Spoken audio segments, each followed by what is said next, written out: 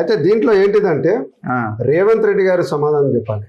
ఎందుకు నేను అంటానంటే బహిరంగ ప్రదేశాల్లో దూషించారు, ఎస్సీ ఎస్టీ కేసులు లేరు, స్టేషన్ బెయిల్ ఇస్తూ 100% స్టేషన్ బెయిల్ ఇచ్చే చట్టం కాదు అది. కంపల్సరీ రిమాండ్ చేయాల్సిందే. సరే చిన్న చిన్న కేసులలో అవి జరుగుతున్నాయి.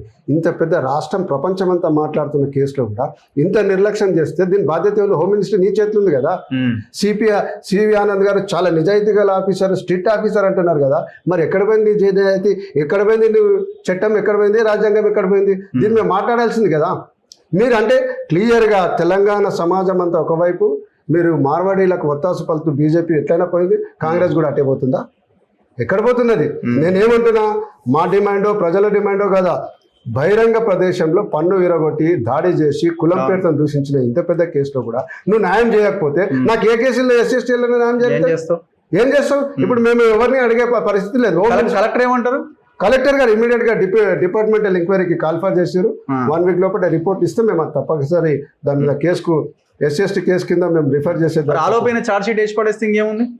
అదే జరుగుతుంది సార్. ఛార్జ్ షీట్ వేసినా ఆయన వదిలేది లేదు.